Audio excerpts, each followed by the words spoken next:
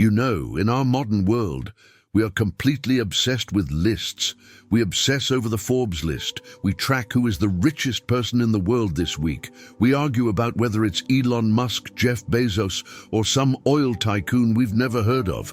We look at their net worth, 200 billion, 300 billion, and we think, okay, that is the peak. That is the absolute limit of human wealth. It feels like impossible money. But history tells a very different story. If we actually open the history books and adjust for inflation, for the price of gold, for land value, and for sheer economic power, there was a man who walked this earth about 3,000 years ago whose wealth makes today's billionaires look like they are just running a lemonade stand. I am talking, of course, about King Solomon. Historians, economists, and scholars have tried to crunch the numbers on what Solomon was actually worth in today's dollars. The estimates are absolutely wild. We are talking in the ballpark of $2 trillion. Trillion with a T. Imagine that. He didn't just have money. He had gold shields lining his palace walls just for decoration. He had fleets of ships bringing in ivory, spices, and peacocks from foreign lands. He built a temple that was literally overlaid with pure gold. But here is the thing that makes his story so fascinating for us today. He didn't inherit a stable, easy situation, and he didn't stumble into a lucky crypto investment.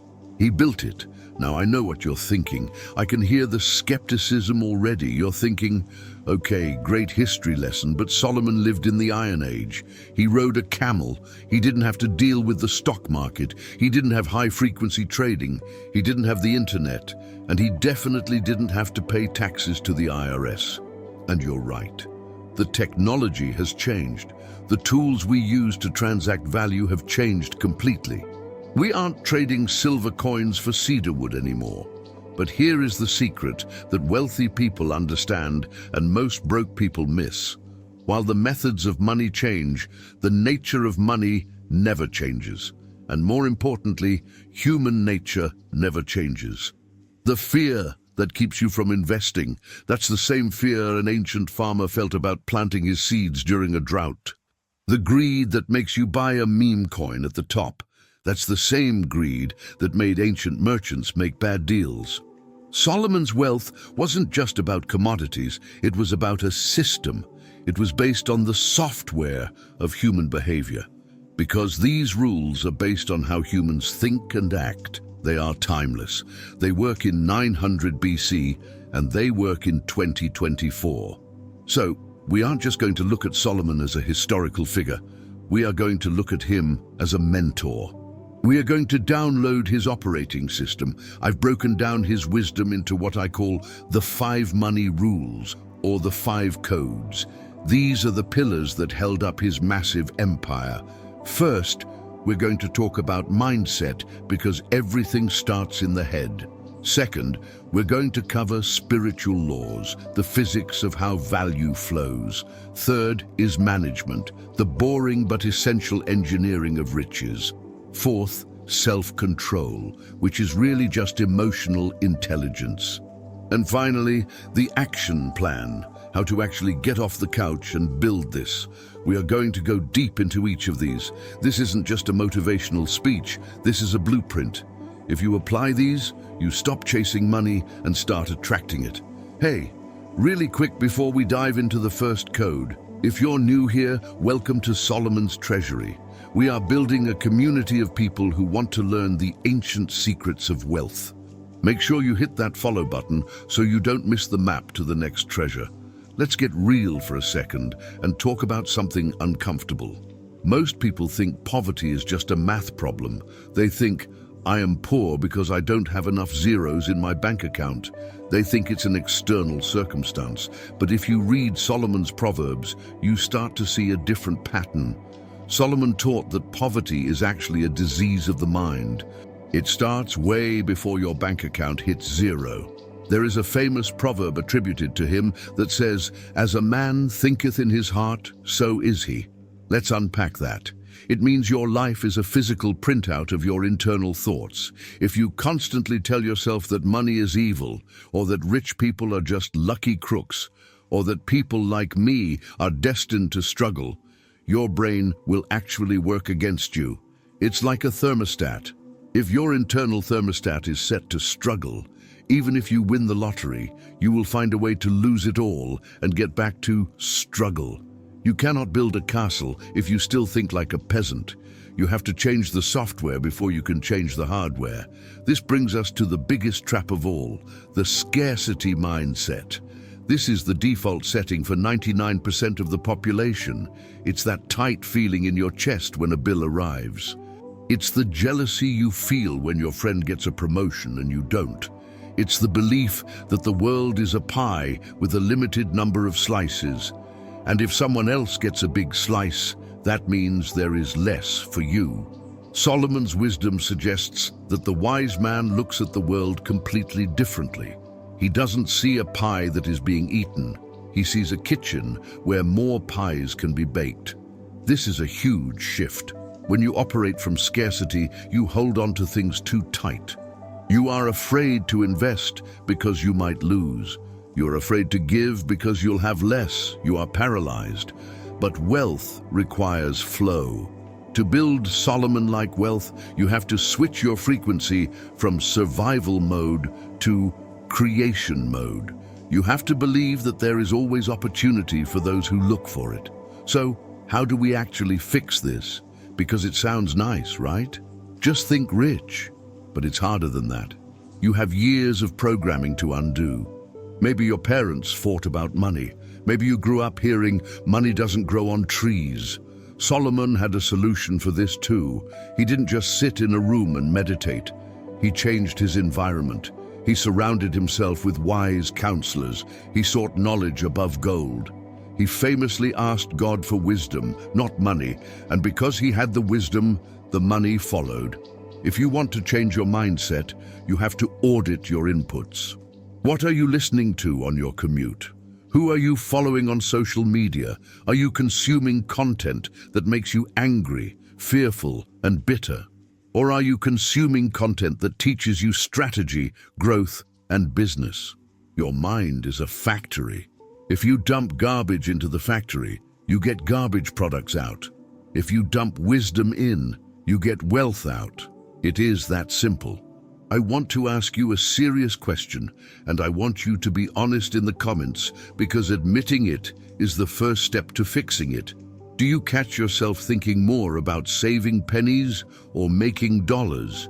Which mindset is running your life right now? Okay, moving on to code number 2. This might sound a little bit woo-woo or mystical to some of you, but stay with me because this is actually physics. Solomon understood that money is a current. That is literally why we call it currency. It flows, it has energy. Think of money like water. If you have a river flowing through your land, everything turns green. You have crops, you have life. But if you build a giant dam and stop the water because you want to keep it all, what happens? The water stops flowing. It becomes stagnant. It gets gross. Eventually, it evaporates. Money works the exact same way. If you hoard it out of fear, you kill the flow. The second code is understanding these spiritual laws. This isn't just about religion, it's about the mechanics of value. You cannot receive a ball if your hands are clenched in a fist. You have to open your hand to catch.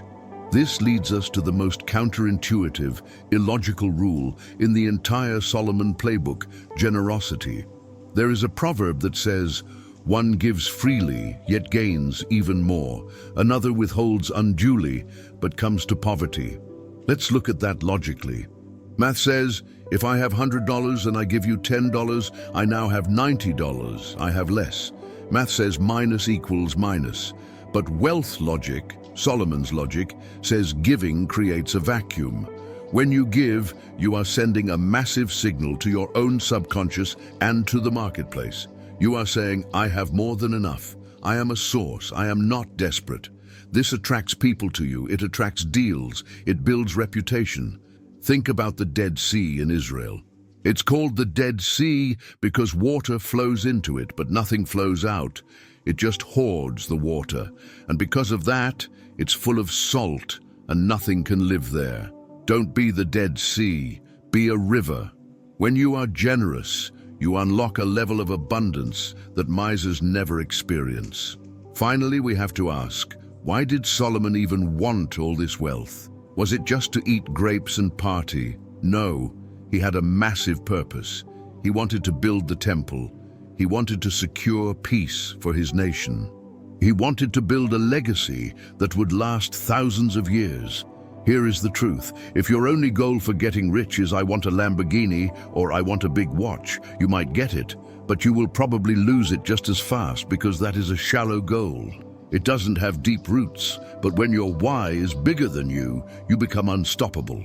If your goal is, I want to retire my mother who worked 2 jobs her whole life, or I want to fund an orphanage, or I want to solve a specific problem in my community, that is spiritual fuel. That kind of purpose gives you the energy to wake up at 5 a.m. It gives you the resilience to keep going when things get hard. When your purpose is selfless, the money tends to find you because you are actually trying to help the world, not just yourself. I'm really curious about your perspective on this one. Do you believe that being generous actually helps you earn more in the long run? Or do you think that's just a nice fairy tale people tell themselves? I read every comment, so let me know what you think below. All right, we have covered the mindset and the spiritual laws. Now we have to put our boots on the ground. We need to get practical. This is where most people fail because it's not exciting, but it is absolutely necessary. Solomon famously said, "Be sure you know the condition of your flocks. Give careful attention to your herds." Now, you probably don't own any sheep. You probably don't have herds of cattle roaming your backyard, but you do have flocks. Your flocks are your bank accounts, your credit card statements, your investments and your debts. The principle here is data. You cannot improve what you do not measure. There are so many people today who live in what I call financial blindness. They are terrified to look at their banking app. They swipe their card at the grocery store and just pray it goes through. They have no idea how much they spent on coffee last month or how much interest they are paying on their car loan. That is not management, that is gambling. To build wealth, you need to be the CEO of your own life. A CEO knows the numbers. You need to know exactly what is coming in, exactly what is going out, and where every single dollar is allocated. If you don't direct your money, it will disappear. Let's move to one of my favorite analogies in all of ancient literature. Solomon looked at the sluggard, the lazy person, and gave him simple advice. Go to the ant, you sluggard. Consider her ways and be wise. Think about an ant. It's tiny. It has no commander, no overseer, no boss yelling at it to work. Yet, all summer long, while the weather is nice, the ant is working. It's gathering food. It's storing up for the winter. This is the principle of saving and compounding. In our modern world, we are addicted to the big win. We want to buy a coin and watch it go up 1,000% overnight. But real, sustainable wealth is built like an anthill, one grain of sand at a time. It's about putting away 10% or 20% of your income every single month, no matter what. It's boring, it's not sexy, it's not going to make a viral TikTok video. But it is the mathematical guarantee of wealth. Winter is always coming, my friends. Market crashes happen. Job losses happen. Inflation happens. The ant is ready for winter. The grasshopper is not. Which one are you? Here is a direct investment tip from the ancient texts that sounds like it came from a modern hedge fund manager. Solomon wrote, "Give a portion to 7 or even to 8, for you do not know what disaster may happen on earth." This is literally Asset Allocation 101. Do not put all your eggs in one basket. Solomon didn't just have gold. He traded in silver, spices, linen, horses, timber, and land. He was diversified. Today, if you have all your money in cash, inflation eats you. If you have all your money in one tech stock, a bad earnings report destroys you. The wisdom here is to spread your risk. Maybe you have some S&P 500 index funds, maybe some real estate, even if it's just REITs. maybe a little bit of crypto and some cash for emergencies. If one sector crashes, the others keep you afloat. You are building a fortress that can withstand a storm from any direction. I have a question for you guys, and be honest, nobody is judging you here. Do you know exactly to the dollar how much you spent last month? Or do you prefer not to look because it stresses you out? Drop a yes or no in the comments. Solomon had everything, and I mean everything. He had palaces, gardens, singers, and the finest food in the world. He tried every pleasure available to a human being. And after all of it, he realized something dangerous. He who loves pleasure will become a poor man. This is what economists call the hedonic treadmill, or what we call lifestyle creep. It's the silent killer of wealth. You get a raise at work, so what do? You buy a better car. You get a bonus, so you upgrade your apartment. You start drinking more expensive wine. You are running faster and faster, but you aren't getting anywhere. The modern world is designed to separate you from your money through dopamine.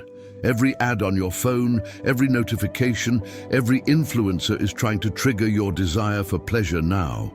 Wealth isn't just about making money, it's about the discipline to keep it when everyone else is spending it. If you cannot say no to your own desires, you will never be free.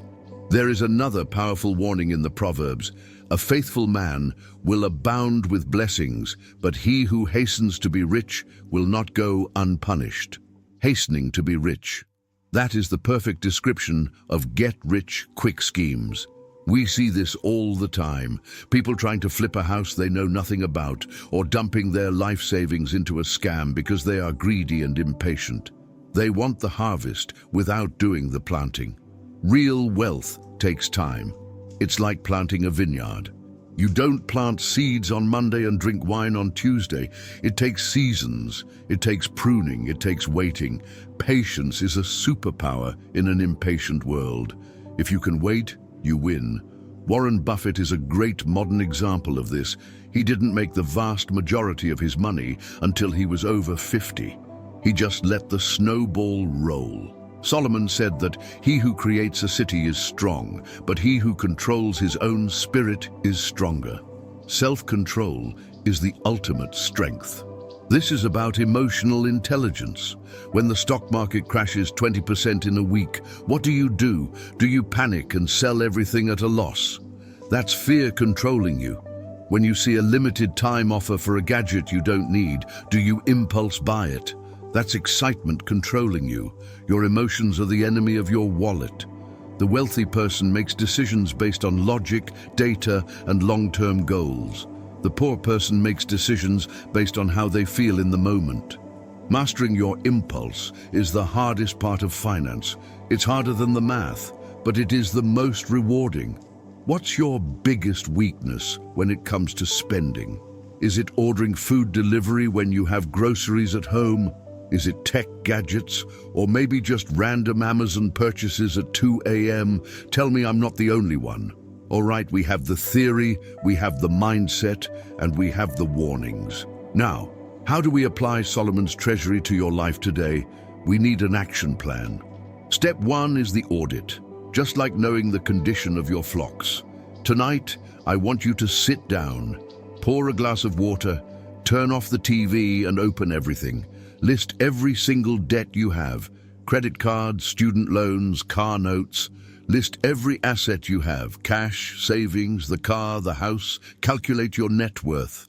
Even if the number is negative, especially if the number is negative, you need to see it. You have to face the dragon before you can slay it. There is no shame in starting from the bottom. There is only shame in staying there because you were too afraid to look. This is your day 1. Once you know where you are, you need a plan for where you're going. You need to implement the ant philosophy immediately. Set up an automatic transfer to a savings or investment account, even if it is just $50 a month right now. Make it automatic so you don't have to think about it. You are building that winter storehouse. Then look for your streams. How can you diversify? Remember, Solomon didn't just rely on taxes. He was a merchant. He created value. Can you learn a high-income skill? Can you start a side hustle? Can you sell things you don't need? You need to increase the size of your shovel so you can dig out of debt faster and start building your mountain of gold. Finally, it comes down to one word: diligence. The hand of the diligent makes rich. It's not about doing it perfectly once. It's about showing up every day. It's about sticking to the budget when you want to splurge. It's about investing when the market is scary. Consistency beats intensity. If you keep your mind on abundance, if you keep your hand open in generosity, if you manage your resources like an engineer, and if you control your emotions like a stoic, you will win. It's simple, but it's not easy. But if you walk this path, the treasury awaits. And that wraps up the wisdom of the richest man in history. I hope this script gave you some value today. Now, I have a favor to ask. If you learned something new, or if this video made you think differently about your money, please destroy that like button. It really helps us get this message to more people. Make sure you are subscribed and have the bell turned on so you don't miss the next chapter of Solomon's Treasury. Leave a comment below. Which of the 5 codes do you need to work on the most this week? Is it mindset, generosity, management, self-control, or just taking action? I'll be down there reading your replies. Thanks for watching, and remember, wisdom is the principal thing, therefore get wisdom. I'll see you in the next video.